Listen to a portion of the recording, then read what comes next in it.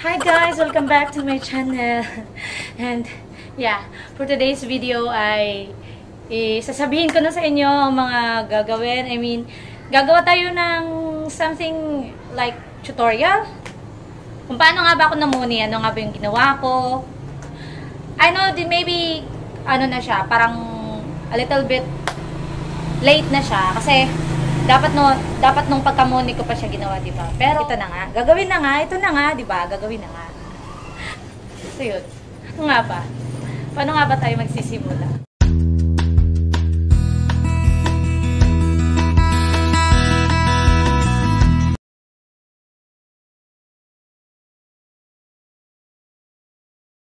Alam mo yung feeling na gusto mo na agad mag-muni, gusto mo na agad i-click yung apply, pero pinipigilan mo yung sarili mo. Lagi ko sinasabi sa mga ka-group ko, lagi kong sinasabi sa mga kaibigan ko, hindi ako marupok. Hindi ako marupok. Nagpapayami ako kay YouTube. Pero the real thing is, gusto ko na talagang mag-apply. Yun nga lang, may hinihintay ako. So that time kasi hindi pa nag-expire ang strike ko. So, nung dumating na yung time na nag-expire na yung strike ko, it was October 20, nung nag-expire yung strike ko. Hindi pa ako nag-apply for money. So, the reason is ganito. Ayoko kasing, baka meron na namang aberya. Or siguro dahil na lang talaga sa loob ko, parang nangihina yung loob ko. Or natatakot ako baka, ma-decline. Or, ma-disapprove. Yun. Kaya hindi talaga muna ako nag-apply. Kasi bala ko palipasin pa yung isang linggo. So, habang lumilipas yung mga araw, napapansin ko, binabawasan ni YouTube yung watch hour ko. Kasi that time, yung watch hour ko, nasa 4,200 na. So, binawasan niya ng 50. First, una 50, binawasan niya. Tapos, yung naman yung mga friends ko, tinutulungan ako. So, syempre, marami na rin kasi akong views. So, tumataas pa rin yung watch hour ko araw-araw.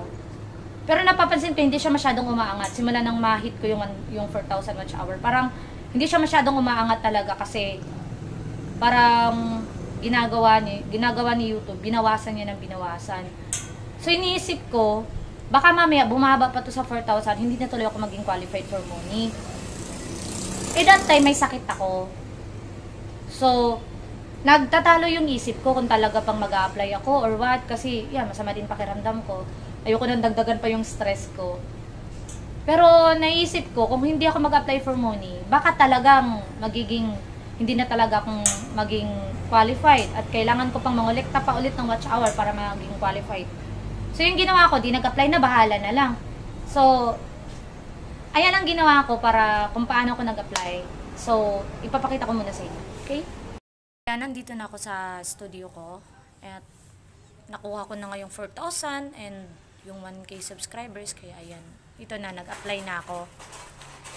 So, yun, clinic ko na yung yung first step.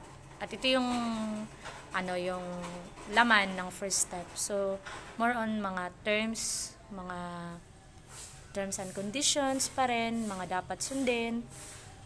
Pag nag-a-apply ka pag nag-apply ka for monetization, yung mga dapat mong pag-aralan, yung mga policies ni YouTube. Yun. So, nandyan lahat. Although, hindi ko siya binasa talaga. Kasi parang aabutin ako ng forever kung babasahin ko pa yan. Pero so far naman, alam ko naman na kahit pa paano masusunod ko kasi parang kaya naman. Carry naman, tingin ko. So, yan na.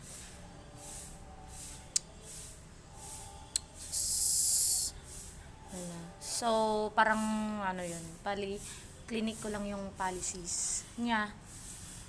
Tapos, kapag maklik mo na kasi yung policies, at pag nag-accept na ako nun, hindi na pinakita dyan. Kasi syempre, kaya hindi siya pinakita nung pag-accept ko. Kasi meron yun doon yung parang signature ko. Meron kasi yun. So, akala ko maipakita ko. Pero hindi ko pala naipakita. So, this is the step 2. Gagawa ka na ng account for AdSense. So, as you can see, automatic din siyang tinakpan. Akala ko magtatakip na naman ako, pero yan, automatic siyang natakpan.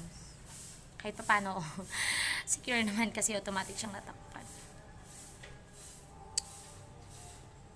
Yan.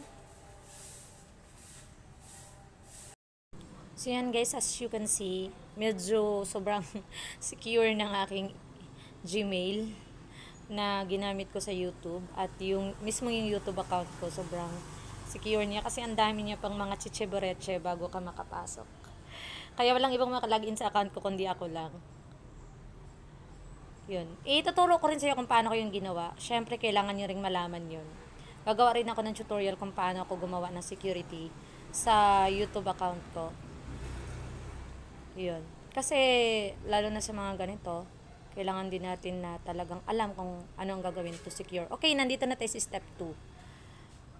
So, ayan na. I-click mo lang yung I don't have an existing account kung wala ka talagang account na sa AdSense dati pa. So, ako kasi hindi ako nag-apply sa AdSense before. That's why talagang fresh na fresh yung account ko sa AdSense.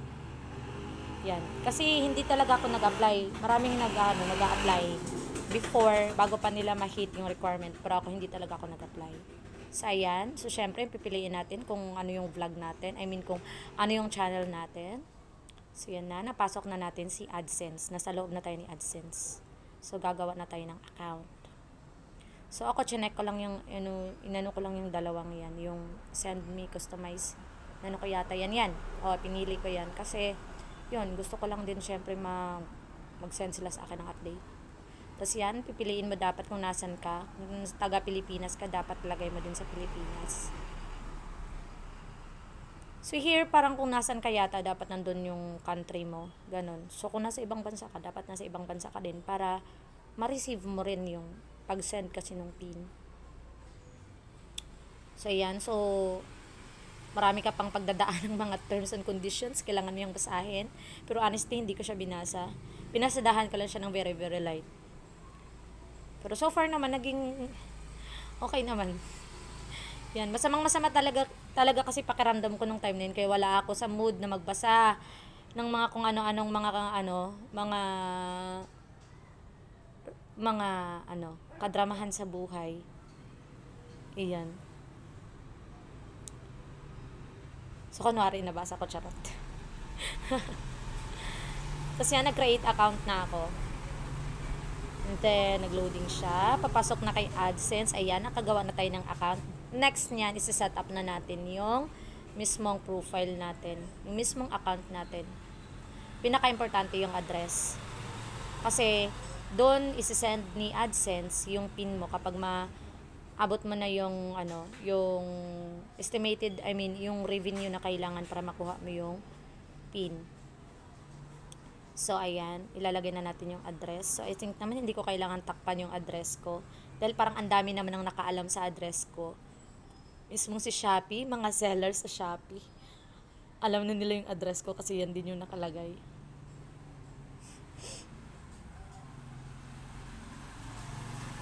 So, alam nyo na, pag may mga pag-gift kayo sa akin, dyan nyo na ipadala. Charot. Yan, so, ayan. Pag kailangan ilagay mo talaga yung correct address mo kung nasan ka. Kasi, lalo na sa ganyan, kapag once na hindi mo maayos yan paglagay dyan, magkakaroon ka ng problema kapag mag-request ka na ng PIN. So, syempre, based na rin sa mga nabasa ko, na marami talaga nagkakaroon ng problema pagdating sa pag-request na ng PIN, gawa nga ng hindi masyadong detailed yung address na binigay nila. So, ayan. So, siyempre, taga-Samar ako, waray-waray. Yan. So, hindi ko talaga to ikinakat.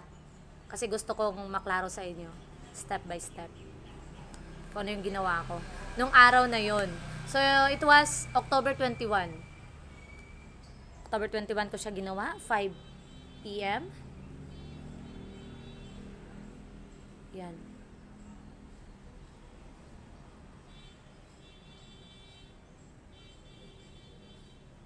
So, yan, kapag nagawa mo na yung step 2, automatic na naka on progress na rin yata yung Yan, naka on progress na rin yung step 3. So, waiting for approval na lang yan. So, yan, kinabukasan, chinek ko na siya. Mga 12 or 1 yata? 1 a.m. So, yan, nakita nyo na. Hindi pa rin siya approve. Pero naka-on progress na siya. Parang, under review. Nire-review na nila yung content ng channel ko, tinitignan na nila, yung analytics yata, yun. Yan yung mga kasi yung mga kinoconsider ni YouTube. Yung views, top viewed videos, contents, syempre, titles, thumbnails, tapos, descriptions, yun ang madalas na kinoconsider ni YouTube. To check kung karapat-dapat ka ba talaga i-approve kung wala kang mga reuse content. So yan, pagkalasing ko ng hapon, ayan, chinek ko na. Nakareceive na ako ng email galing kay YouTube na may pa-congratulation na. Ayan na, may pa-congratulations. Ayan na, approve na nga ako. So, in 24 hours lang, na-approve agad ako. At alam mong tuwang-tuwa ako nung nabasa ko to. Hindi ko ma-contain yung tuwa ko, grabe. Alam mo yung for ilang hours akong halos hindi makahinga sa kaba dahil baka ma-disapprove ako. Tapos, inisip ko pa na ilang araw pa bago ako ma-approve, magbibilang pa ako ng oras, and then in just 24 hours lang, na-approve agad ako. Di ba? Ang galing-galing. Na-video call niyan yung asawa ko.